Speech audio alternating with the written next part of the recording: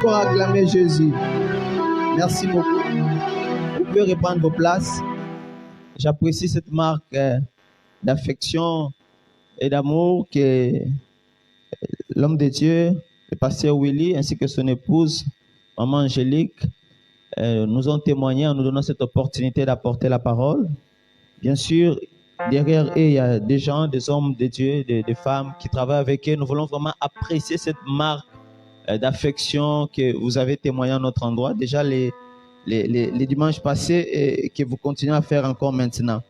Effectivement, la fois passée, j'étais venu seul, je n'étais pas complet, j'étais à moitié. Aide-moi à dire à ton voisin, le pasteur était à moitié. Je n'étais pas complet.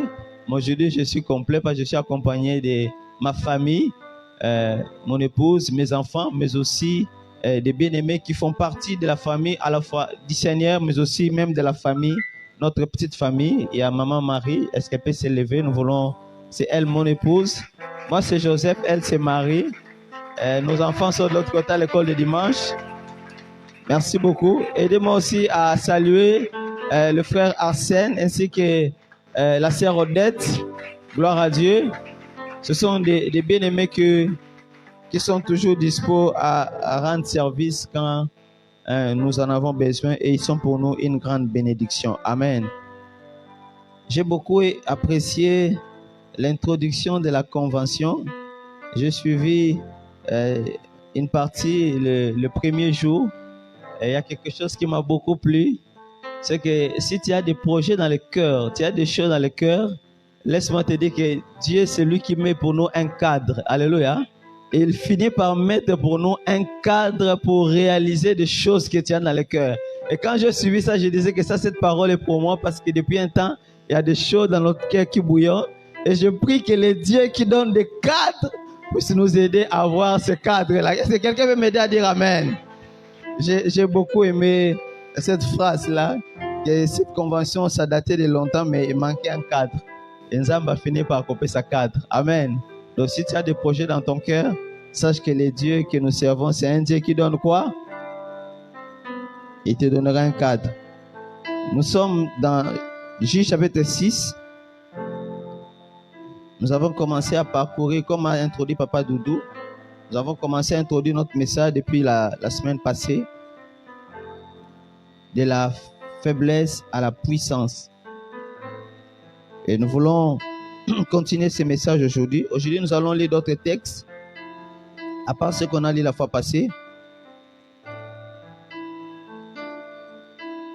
Nous allons lire Juge chapitre 6, noté 11 à 19.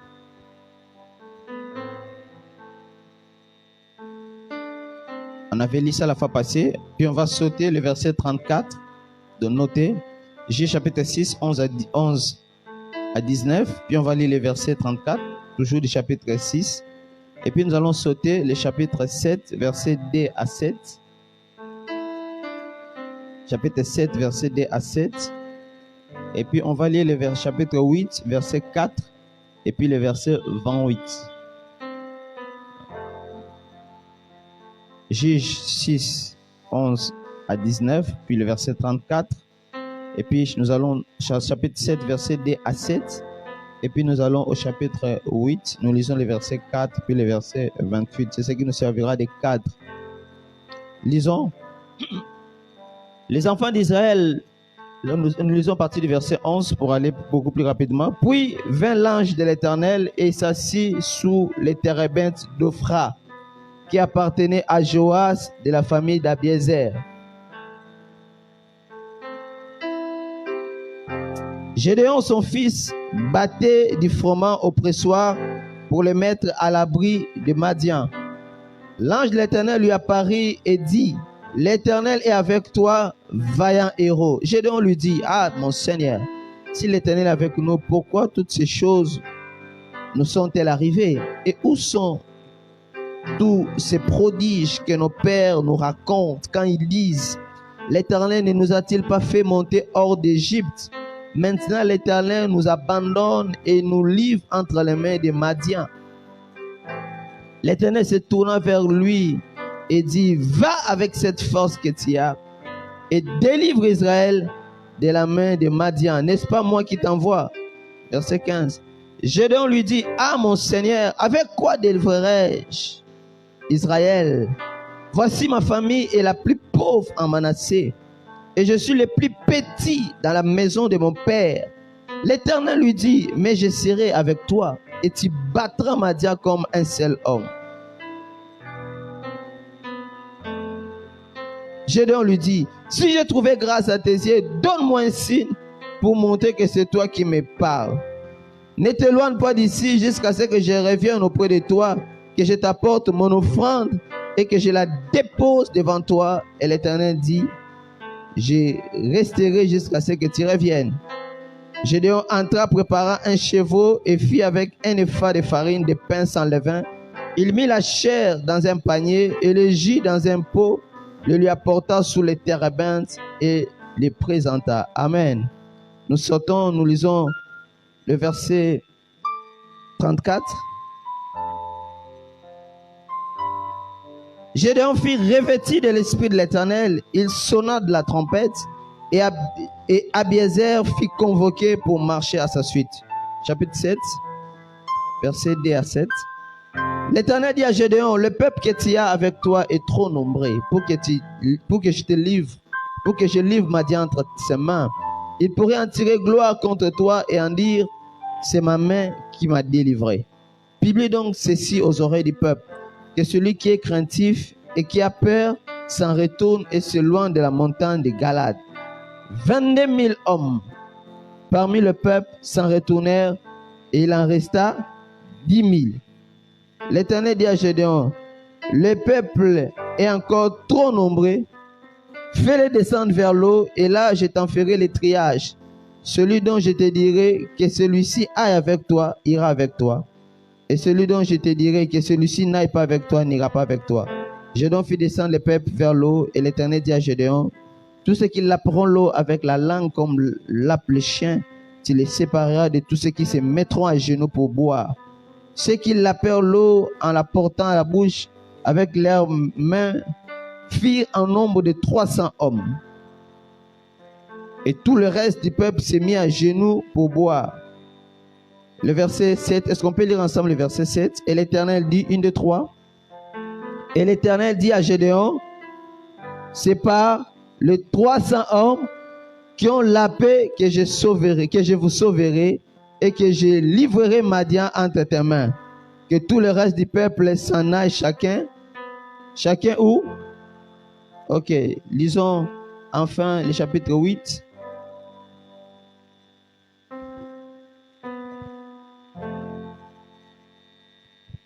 Chapitre 8.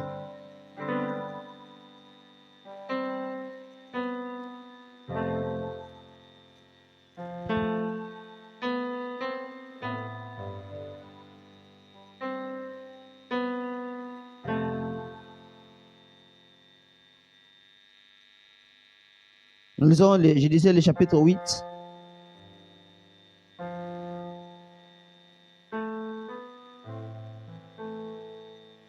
Le verset 28. Madian fit humilier devant les enfants d'Israël et il ne leva plus la tête et le pays fut en repos pendant 40 ans durant la vie de Gédéon. Parole du Seigneur. Parole du Seigneur. Depuis la fois passée, nous avons commencé à parler sur ce thème de la faiblesse à la force, de la faiblesse à la puissance. Aide-moi à dire à ton voisin, de la faiblesse à la force, de la faiblesse à la puissance. Dis un peu plus fort, de la faiblesse à la force, de la faiblesse à la puissance. La fois passée, nous avons évoqué quelques raisons, n'est-ce pas, qui ont fait que Gédéon, n'est-ce pas, soit faible. Le temps manque que je puisse rappeler tout ce que nous avons dit, mais je crois que les messages sont en ligne, les gens peuvent suivre. Mais nous avons dit rapidement que ce qui faisait la faiblesse de Gédéon, c'est qu'il était un homme qui était sous la captivité. Il était sous la captivité de Madian et il était sous la captivité de l'autel de son père. Deuxièmement, nous avons dit que c'était un homme qui avait des origines très modestes. Il était issu d'une petite famille. Ce n'était pas une grande famille. Et enfin, nous avons dit que c'était un homme qui était complexé, qui n'était pas sûr de lui-même. Et ces choses aux vies de Gédéon lui-même faisait ses faiblesses. Mais nous avons vu avec vous la fois passée que Dieu ne s'est pas contenté de toutes ces choses. Il a quand même appelé Gédéon. Dites après moi, Dieu a quand même appelé Gédéon. Aujourd'hui, nous voulons voir l'autre face de la vie de Gédéon. C'est que comment il est passé de la faiblesse à la puissance. Comment il est passé de la faiblesse à la force. Le premier élément, quand nous regardons la vie de Gédéon, et l'élément pour lequel j'aimerais insister cet avant-midi, parce que je crois que cette expérience de Gédéon, c'est une expérience que chacun de nous est appelé à vivre d'une manière ou d'une autre, parce qu'il y a des choses et des vérités essentielles que Gédéon a vécues, que vous et moi nous sommes appelés à vivre. La première chose, nous le voyons au verset 6. Au verset 11 plutôt, de Juges, le verset 11. Lisez avec moi le verset 11, encore une fois de plus. Puis vint l'ange et s'assit sous les térébinths d'Ophra qui appartenait à Joas de la famille d'Abiézer. Gédéon, son fils, battait du froment au pressoir pour le mettre à l'abri des Madians. L'ange de l'Éternel lui apparut et dit: l'Éternel est avec toi, vaillant héros. J'ai simplement appelé ce premier point la rencontre avec Dieu. Dites après moi, la rencontre avec Dieu. La première chose que nous devons souligner qui a fait que Gédéon puisse passer de la faiblesse à la force, de la faiblesse à la puissance, c'est simplement la rencontre avec Dieu. Sa rencontre avec Dieu. Bien-aimé, la rencontre avec Dieu est une expérience. Et c'est une expérience que toute personne qui veut faire des exploits avec Dieu doit nécessairement vivre. Et Gédéon a vécu cette expérience de la rencontre avec Dieu. On nous dit que Dieu lui est apparu sous forme de l'ange de l'Éternel. L'ange de l'Éternel, c'est la manifestation de Jésus-Christ dans l'ancienne alliance. On appelle ça la théophanie, la manifestation de Dieu, de Jésus dans l'ancienne alliance. Il s'est manifesté souvent sous forme de l'ange de l'Éternel. Mais l'ange de l'Éternel pouvait recevoir la louange, il peut recevoir l'adoration. L'ange de l'Éternel, on peut se prosterner même devant lui. Et l'ange de l'Éternel parle comme Dieu. Et la première chose, c'est que Gédéon a rencontré Dieu en la personne de l'ange de l'Éternel. Il a fait une expérience avec Dieu. Bien-aimé, vous ne pouvez pas aller loin avec Dieu. Vous ne pouvez pas prétendre faire des exploits avec Dieu si vous ne l'avez pas rencontré au préalable sur votre chemin. Si vous ne l'avez pas rencontré sur votre route. Et Gédéon a fait cette expérience avec l'Éternel. Remarquez, quand Gédéon rencontre l'ange, Gédéon est dans une position de faiblesse. On nous dit qu'il est en train de battre le froment. On peut dire aujourd'hui les riz, parce que nous ne plantons pas les blés, mais nous plantons les riz. Et il est en train de les taper pour qu'il puisse faire sortir les grains de la paille. Il était dans une position comme un peu tournant le dos vers l'ennemi, en train de le faire en cachette. Mais quand l'ange lui apparaît, bien aimé, l'ange, la Bible déclare que l'ange était assis. Il était assis sous les térébinths d'Ophra, qui appartenait à Joas, de la famille d'Abiézer. Lui, il est dans une position de faiblesse à son banc. Dès que Matite Ningani, je crois que Gédéon tremblait. Mais quand l'ange lui apparaît, l'ange apparaît dans une position assise. Il est assis calmement. Et nous savons que quand quelqu'un est assis, c'est souvent la position d'autorité. Quand quelqu'un est assis, c'est la position de siège. Quand quelqu'un est assis, c'est la position d'assurance.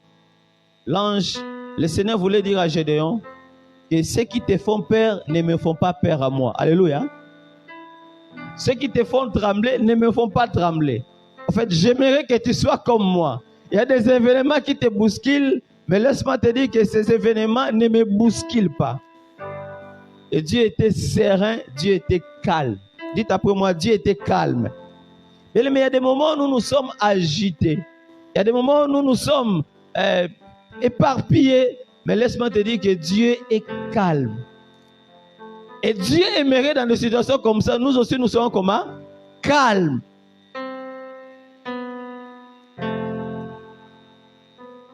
Il était assis. Et quand il rencontre Gédéon, à la suite de cette rencontre, nous allons voir que Gédéon a élevé un autel à l'Éternel. Et il a nommé l'Éternel d'un nom nouveau que nous appelons depuis lors Jéhovah Shalom. L'Éternel ma paix. Donc aujourd'hui, si nous pouvons prier en disant Jéhovah Shalom, Dieu qui donne la paix, laisse-moi te dire que c'est suite à l'expérience de qui? De Gédéon. Donc si aujourd'hui dans tes prières, mais dans tes moments difficiles, tu dis Jéhovah Shalom, Seigneur viens remplir mon cœur de ta paix, sache que c'est l'expérience d'un homme, Gédéon. C'est que de ton expérience, bien-aimé, tu peux apprendre des choses avec Dieu que tu peux communiquer aux autres. Est-ce que quelqu'un peut m'aider à dire Amen? Je disais que de ton expérience avec Dieu, tu peux apprendre des choses. Tu peux vivre des expériences. C'est toi qui les as vécues, mais ces expériences peuvent être partagées. Et Gédéon est sorti de cette présence avec un nom nouveau de Dieu, Jéhovah Shalom, l'Éternel qui donne la paix. Et c'est là important parce qu'il était troublé, il n'était pas en paix. Bien-aimé, le Dieu de la Bible, vous devez le rencontrer pour aller plus loin avec lui. Vous devez faire une expérience pour aller plus loin avec lui.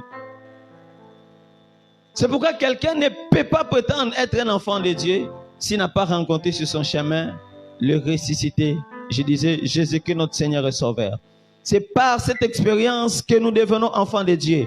C'est par cette expérience que nous naissons de nouveau. Et Gédéon a fait cette expérience. Aide-moi à dire à ton voisin, quelle est l'expérience que tu as fait avec Dieu? Aide-moi à dire à ton voisin, comment tu te retrouves ici à l'église? Peut-être quelqu'un t'a invité. Peut-être tu as suivi quelqu'un. C'est bon. Mais cela ne suffit pas pour être aligné sur la liste des gens qui peuvent passer de la faiblesse à la puissance.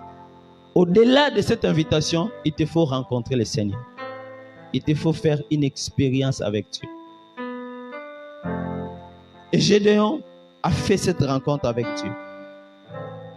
Ce qui fait que même quand il convoquait les gens, même quand il allait en guerre là, on pouvait lui dire tout, mais il savait une chose, c'est qu'il y a quelque chose qui s'est passé dans ma vie que je n'oublierai jamais. J'ai rencontré quelqu'un. Et même, on nous a même donné l'endroit où il a rencontré Dieu. C'était sous les térébins d'Ophra. Donc Gédéon, dans ce souvenir, il y a même un endroit, il dit, quand il passe pour chaque fois là, il dit, ici, ça me rappelle des souvenirs. Alléluia. Ça me rappelle des souvenirs. Parce que quelque chose s'est passé dans ma vie en cet endroit. Est-ce que dans ta vie, quand tu regardes derrière toi, est-ce qu'il y a des souvenirs que tu as avec l'Éternel?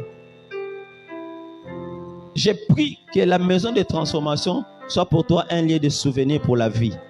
Je disais que j'ai pris cette église, que cela soit un lieu de souvenir pour plusieurs personnes. Quelqu'un dira, non, bien aimé, moi j'étais comme ça, mais un jour en venant à cet endroit, regarde ce qui s'est passé dans ma vie. J'avais des liens, j'étais malade, ou j'étais envoûté, je ne dormais pas. Mais en venant ici, un jour quelque chose s'est passé et ma vie a changé. Gédéon a fait une expérience avec Dieu. Et laisse-moi te dire que l'expérience avec Dieu transforme toujours nos vies. Quelqu'un ne peut pas rencontrer, quelqu'un a dit quelqu'un ne peut pas rencontrer Dieu et rester là, la même. Quelqu'un ne peut pas passer près de la croix et rester le même. Gédéon a été transformé. J'aimerais que nous puissions lire ensemble avec moi Jean chapitre 1. Voir que l'expérience avec Dieu nous transforme toujours. Jean chapitre 1.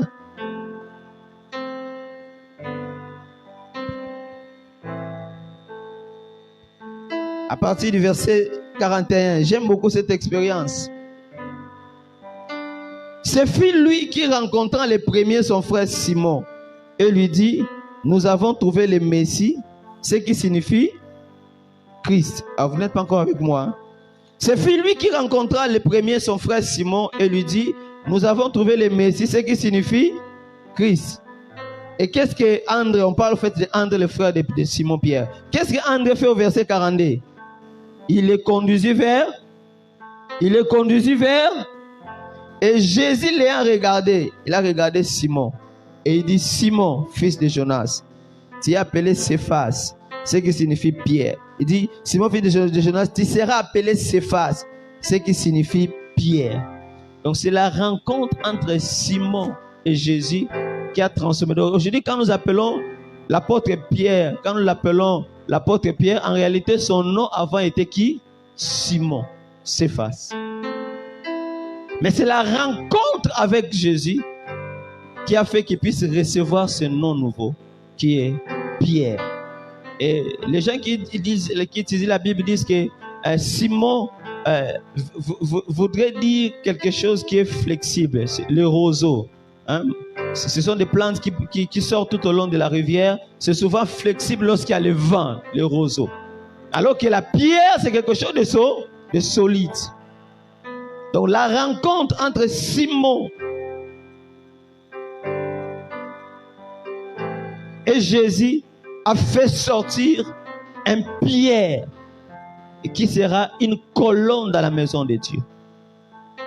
La rencontre avec Dieu ne peut pas laisser quelqu'un la même personne. Il y a quelque chose, il faut qu'il y ait un avant, il faut qu'il y ait un après. Il faut qu'il y ait un avant, un autre fois, il faut qu'il y ait un maintenant. Quelqu'un ne peut pas rencontrer Dieu et continuer à être dans les autres fois. Non, non. Simon Pierre, si vous le demandez, qu'est-ce qui s'est passé? Il dit, moi là, je m'appelais Simon. Je m'appelais flexible. Je m'appelais quelqu'un qu'on peut balancer. Mais quand j'ai rencontré cet homme, il a fait de moi une colonne. Il a fait de moi un pierre. Aide-moi à dire à ton voisin, qu'est-ce que la rencontre avec Dieu a fait dans ta vie? Qu'est-ce que la rencontre avec Dieu a fait dans ta vie, a fait de ta vie? Gédéon peut dire, moi là j'étais un homme peureux. Je me cachais, je ne pouvais même pas lever la tête. Mais la rencontre avec Jéhovah Shalom m'a libéré des complexes de la peur. Je suis devenu un vaillant. Je suis devenu un homme à la suite desquels je peux appeler les gens aussi peuvent me suivre. Moi, Gédéon. Non, ça ce n'est pas moi. Ça c'est la rencontre avec l'homme de Golgotha. Est-ce que quelqu'un peut me dire Amen? La rencontre avec Dieu, ça nous transforme. Ça nous change. Ça nous fait passer d'une étape à une autre. Le temps me manque de parler des expériences avec le peu de temps qu'on a avec le Seigneur. Lorsque nous sommes pendant les entretiens, des gens qui vous disent, regarde comment ma vie était, mais regarde ce que je suis devenu aujourd'hui. Pourquoi? Il y a quelque chose qui s'est passé. Il a rencontré l'homme de Golgotha. Il a rencontré le Seigneur.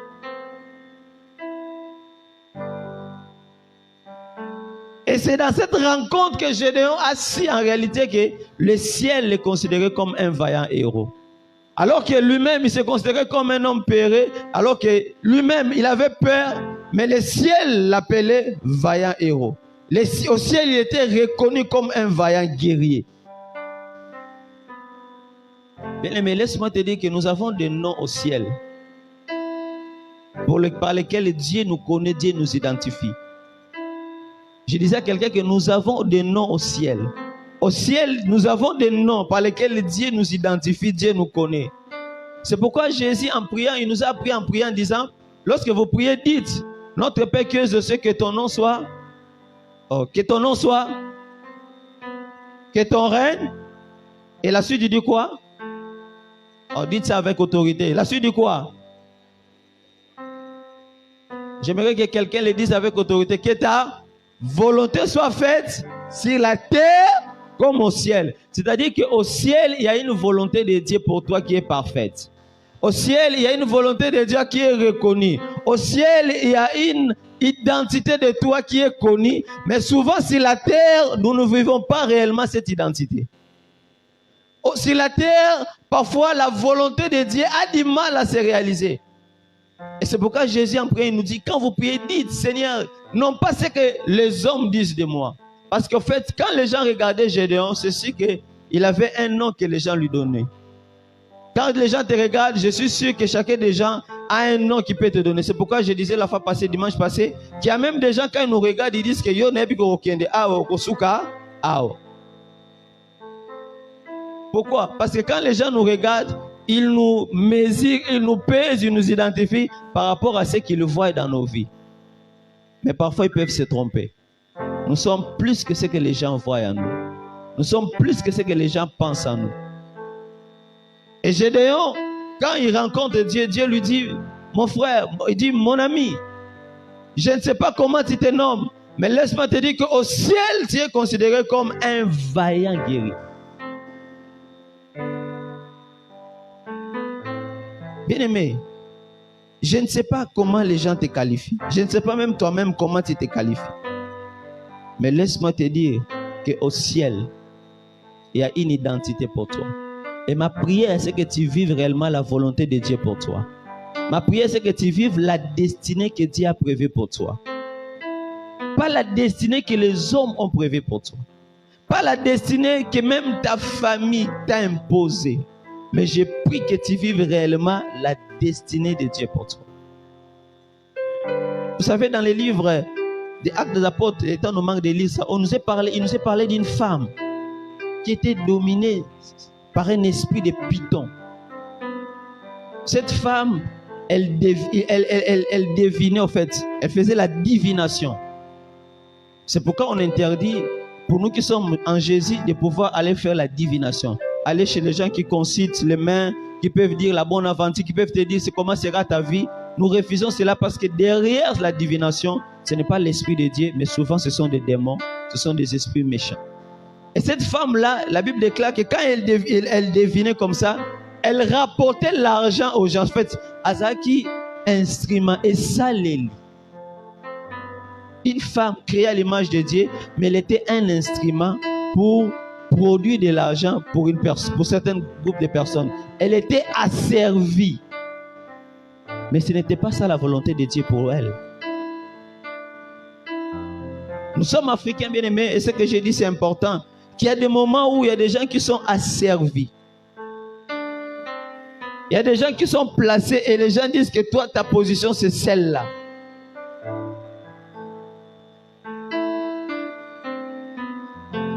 Il faut travailler pour Nalibota. Et parfois, il y a des gens comme ça, ils travaillent, il a l'argent, mais il ne met pas au monde, il n'a pas d'enfant. Il travaille, mais il ne jouit pas pratiquement du fait de ce travail. Pourquoi? Parce que c'est lui qui est appelé à travailler pour d'autres personnes. Mais je voudrais annoncer à quelqu'un que le temps est venu pour que tu vives la destinée que Dieu a prévue pour toi. J'ai tenté de dire que le temps est venu pour vivre la destinée que Dieu a prévue pour toi. S'il vous plaît, soyez concentrés, je sens un peu de distraction.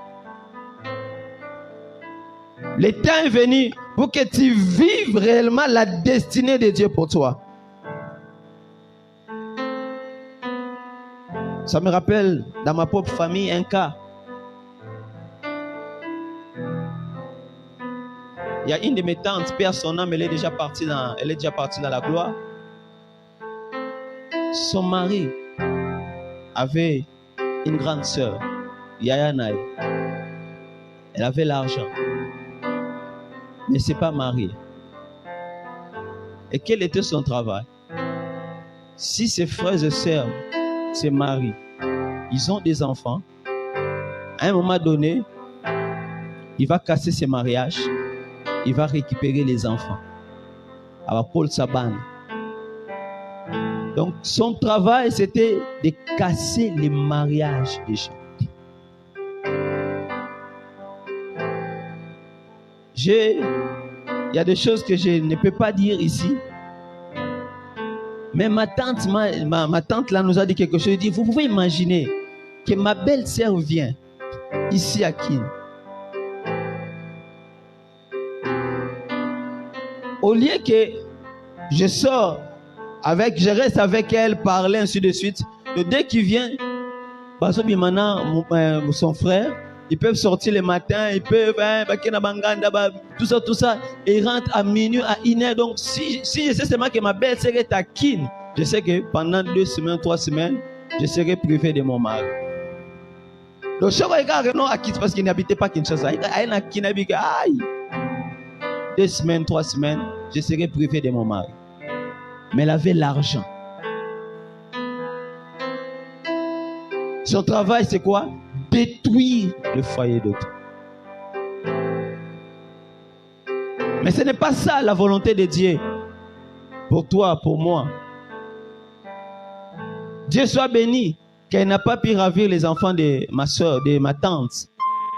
Elle a dit, ces enfants, ce sont des enfants que je consacre au Seigneur. Je vais les élever. Si on ne veut pas de ce foyer, je vais élever ces enfants. Elle a élevé ses enfants. Et aujourd'hui, tous sont à l'étranger. Des grands garçons qui vivent. Pourquoi? Parce qu'elle a crié. Elle a rencontré, elle priait à la borne de l'Épen à l'époque. Elle a crié à la destinée que Dieu lui avait promise. Est-ce que quelqu'un peut me dire Amen? Gédéon a rencontré Dieu. Et cette rencontre l'a transformé. Bien aimé, l'important, ce n'est pas de venir ici chaque dimanche. C'est bon de venir chaque dimanche. Mais ce que Dieu attend de nous, c'est d'être transformé. L'important, ce n'est pas d'écouter de très bons sermons. Mais ce que Dieu attend de nous, c'est que nous soyons transformés. Le deuxième élément pour aller rapidement, c'est que non seulement Gédéon a rencontré Dieu, mais quand il a rencontré Dieu, il est devenu un autre homme. Mais même quand il a rencontré Dieu, il a posé un acte. Revenons un tout petit peu. Revenons un tout petit peu, bien-aimés, au verset 19 du chapitre 6 des Juges. Verset 19.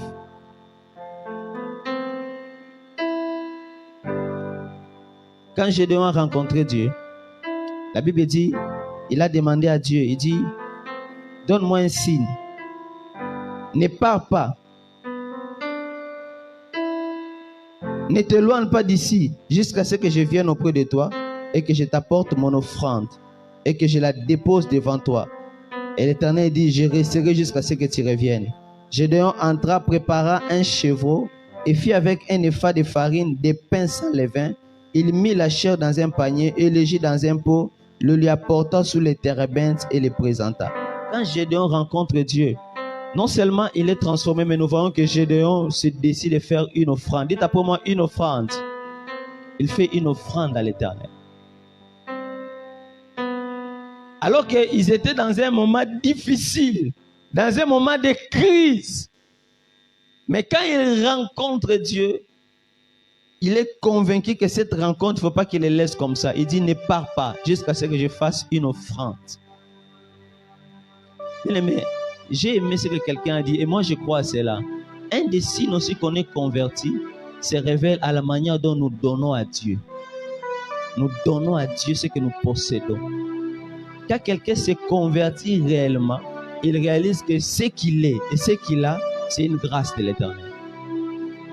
Si quelqu'un se convertit réellement, bien aimé, une des choses qui se manifeste, c'est qu'il réalise que ce qu'il est, ce qu'il possède et tout ce qu'il a, c'est un don de l'Éternel. Et s'il s'agit de faire une offrande à Dieu, il se donne. Pourquoi il donne? Parce qu'il s'est donné lui-même. Il a fait une offrande à l'Éternel. Donc le premier geste que Gédéon a fait envers l'Éternel, ce n'était pas aller délivrer Israël, mais il a donné une offrande. Il a offert à Dieu quelque chose. Bien aimé, un des signes qu'on est converti, c'est aussi se voir dans la manière dont nous donnons à Dieu. La manière dont nous offrons au Seigneur. Un chevreau, c'est prévu pour la makamoussous. De la farine qui était prévue pour autre chose. Mais Gédéon dit non, je dois faire un sacrifice. Il a offert à Dieu seul. Bien aimé, l'offrande parle. Alléluia. L'offrande a des conséquences dans nos vies. L'offrande ouvre des portes. L'offrande peut nous introduire dans certains endroits. Qui a appris à Gédéon cela? Son père avait un hôtel de Baal. Mais il dit non, non, je vais offrir à l'Éternel une offrande. Je vais donner à l'Éternel quelque chose.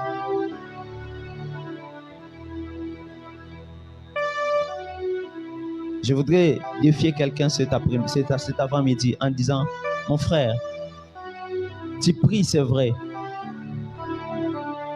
Tu cherches le Seigneur, c'est vrai. Mais laisse-moi te dire qu'il y a une autre dimension à nos prières.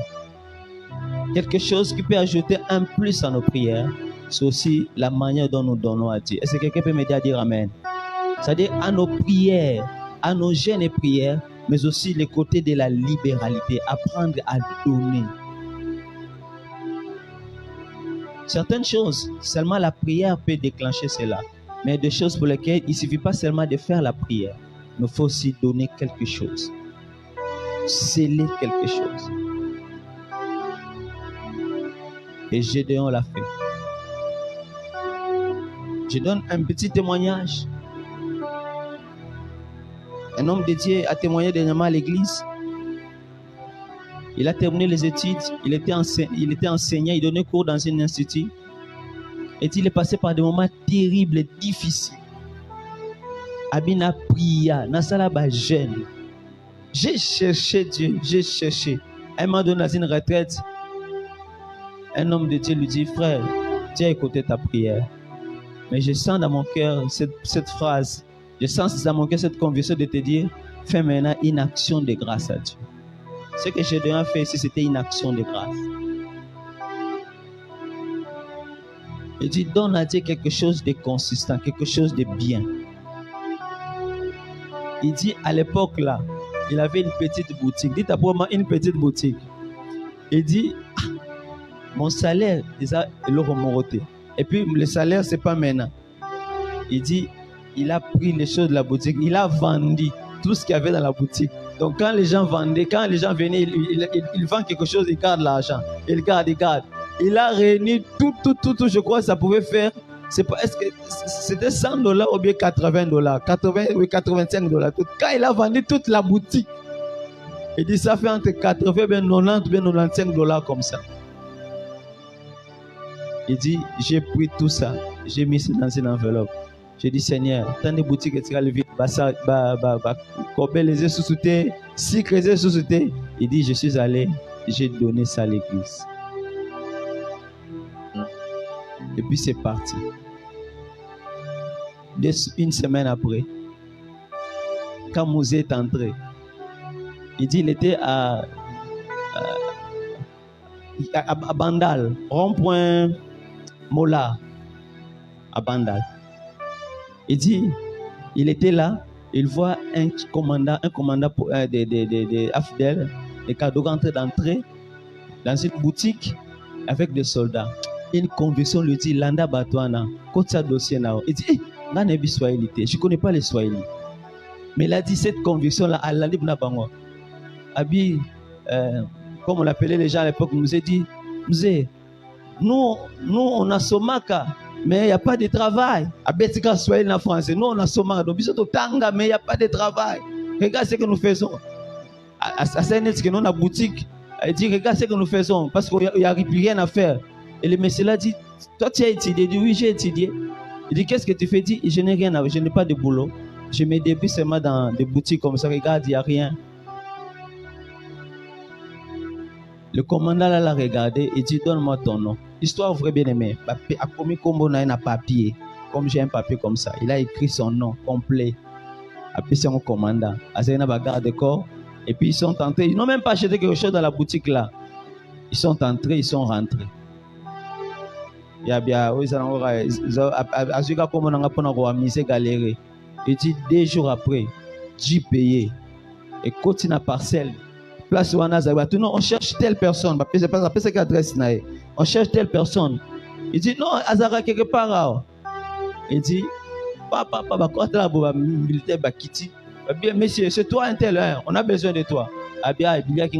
Qu'est-ce que j'ai fait en trouvant ces policiers-là? Qu'est-ce que j'ai fait? Il dit Bilia Kinga Bikoki. On l'escorte, on va continuer à Jeep, un militaire comme ça, un militaire, il est au milieu. On l'amène à l'intercontinental. Et quand il arrive, il trouve celui qui était le ministre à l'époque, le ministre, je crois, de l'Intérieur. Et le monsieur l'a dit, regarde les jeunes hommes dont je vous ai parlé, c'est lui. Et le ministre dit, en fait, toi, tu as fait quoi? Il dit, j'ai fait telles études, j'ai fini à l'ISC, je suis gradué. Il dit, ok. Recommandation. DGM. Bien aimé. Abima, dans grand hôtel, directeur provincial et à Kinshasa, na DGM. Parce qu'il a donné combien? 95 $. 95 $. Lui-même dit 95, 98 $, des choses comme ça. Il dit, quand il est sorti, il a vu, on a écrit directeur. Alors maintenant, lui, il pensait qu'on a écrit directeur technique. Tellement ça qu'il a embrouillé. Si moi, si je suis directeur technique, moi, si je oh, yo licence, so gradué, on a diplômé. Avec commis, on a directeur provincial. Parce qu'il a fait une offrande à l'Éternel. L'offrande parle. Dites pour moi, l'offrande parle. Gédéon a fait une offrande à l'Éternel. Et l'Éternel n'est pas parti attendant jusqu'à ce que Gédéon puisse faire quoi? Amener l'offrande. Apprêter la nourriture. Ça prend du temps, mais ça ne prend pas du temps. Ça prend du temps. Et demande à ton voisin, Dieu n'est pas parti. Il a attendu que Gédéon amène l'offrande. Je sais que quand on parle des offrandes, le visage des gens n'est pas souvent ouvert. J'ai vu seulement une sœur ou deux qui sourit. La plupart, quand on parle des offrandes, les gens sont renfrognés. Mais quand je dis que vous serez bénis si les gens sont ouverts, en réalité, c'est l'offrande là qui fait que les gens soient bénis. Alléluia. Alors quand on parle des offrandes, apprends à partir d'aujourd'hui à être souriant, à être détendu. Gédéon a donné à Dieu. Troisième chose pour aller vers la fin de notre message. Gédéon a fait confiance aux stratégies de Dieu. Dites après moi les stratégies de Dieu. Un peu plus fort, les stratégies de Dieu. Pour vaincre les Madians, Gédéon savait, et vous et moi nous savons que dans la guerre, on a besoin d'une armée. Plus l'armée est grande, plus on va remporter des victoires. Plus l'armée est grande, plus on espère être vainqueur. Ça, c'est ce que nous connaissons théoriquement. Mais Gédéon, dans l'école de Dieu, il a appris qu'il faut faire confiance aux stratégies de Dieu au lieu de faire confiance aux stratégies des hommes. Gédéon nous apprend que les stratégies de Dieu, ça marche toujours. Il réunit une grande armée de 32 000 personnes. Et ça lui a donné un peu de force. Il dit 32 000, les gens se préparaient là. Oh. Il dit, 32 000, ça va aller. Et quand Dieu regarde, il voit 32 000, il dit, non, Gédéon, 32 000 personnes, c'est beaucoup pour que je puisse donner la victoire. Oh, Seigneur, 32 000, c'est beaucoup. Il dit, oui, 32 000, c'est beaucoup. Si je donne la victoire avec 32 000, les gens vont dire que ce n'est pas Dieu. Les gens vont dire que c'est le nombre des gens. Il a dit à Gédéon que les gens qui ont peur puissent partir. Et 22 000 personnes sont parties. Il est resté avec 10 000 personnes. Je crois, si vous étiez Gédéon, si Gédéon était un homme comme toi et moi, et je suis sûr qu'à la place, au lieu d'être dans la joie, vous serez un tout petit peu secoué. Ils disent, Seigneur, 22 000 baguettes, 10 000. De moi, assurance, si moi, assurance, 22 000, 10 000 personnes. Ils disent, 10 000, c'est quand même. Et Dieu regarde, il dit, non, Gédéon, chapitre 7, le verset 4. Le peuple est encore trop nombreux. Fais-les encore descendre vers l'eau. Et là, je t'en ferai le triage.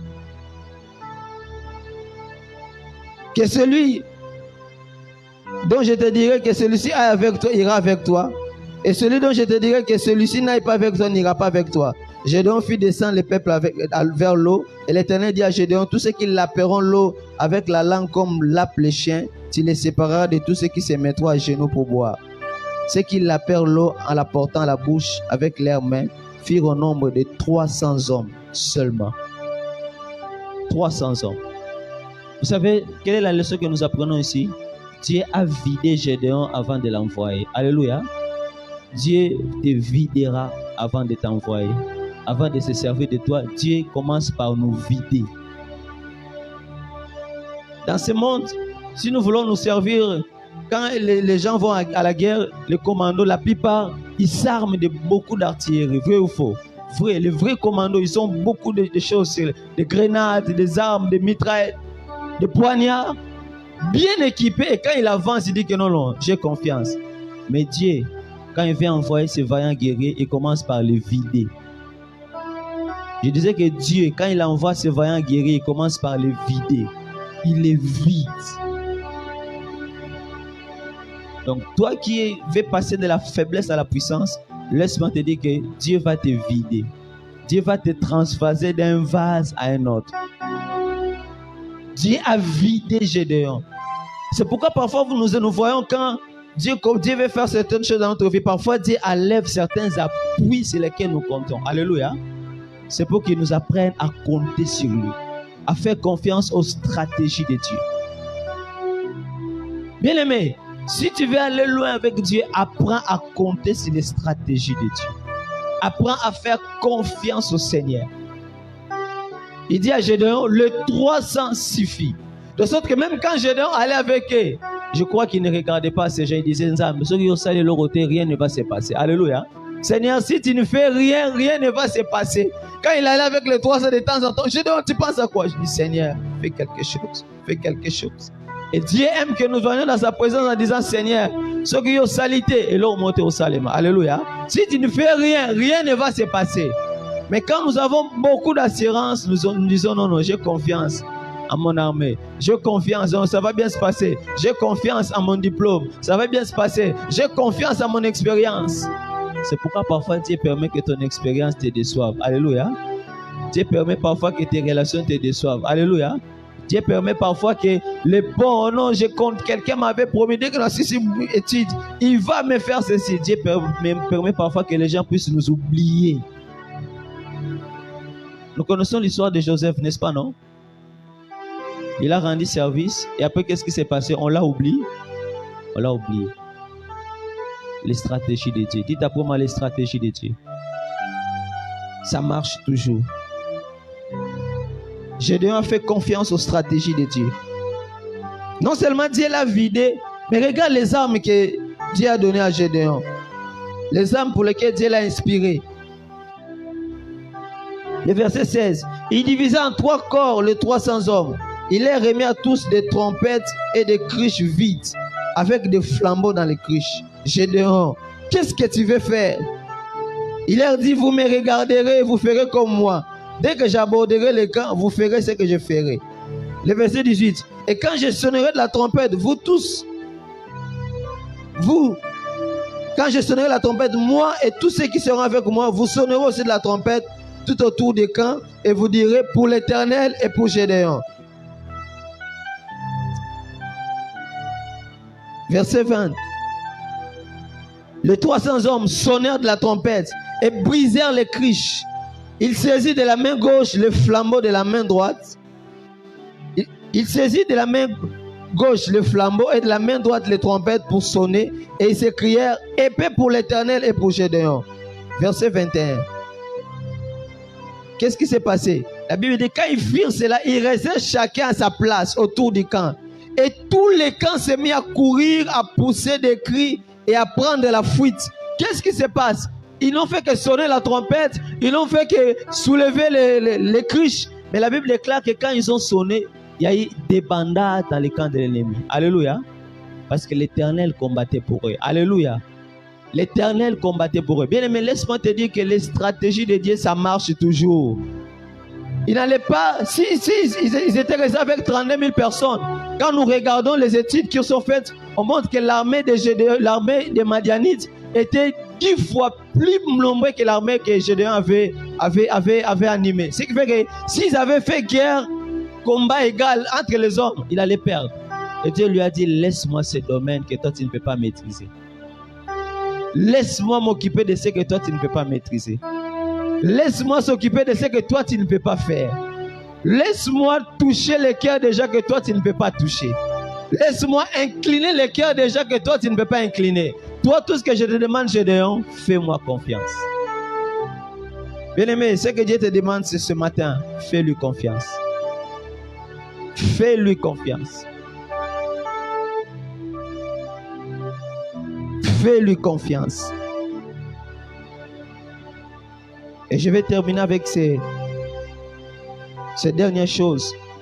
Non seulement il a fait confiance aux stratégies de Dieu, mais avant toute chose, au verset 34 du chapitre 6, la Bible déclare que Gédéon fut revêtu de l'Esprit de l'Éternel.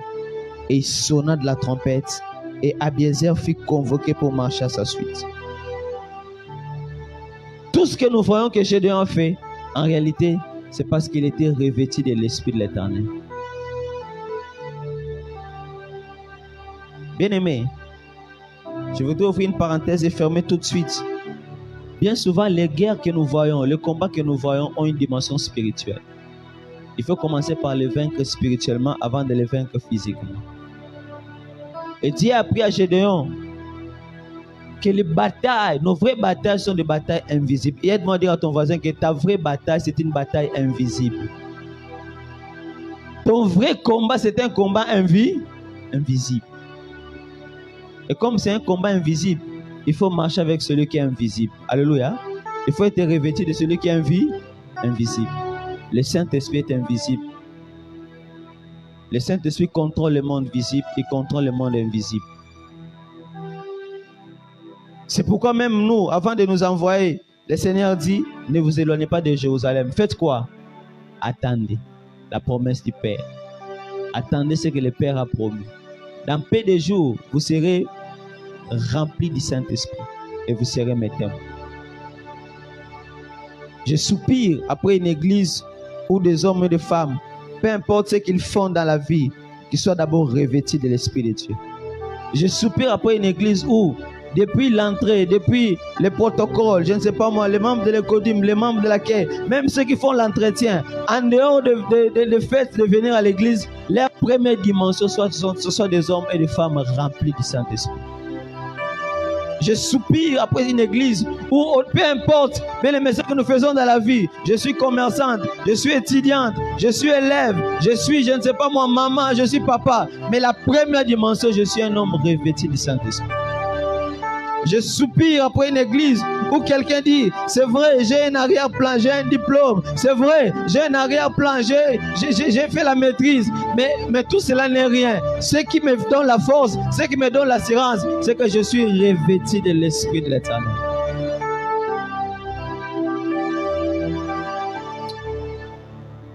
Alors que nos yeux sont fermés, j'aimerais que nous puissions lever simplement nos mains.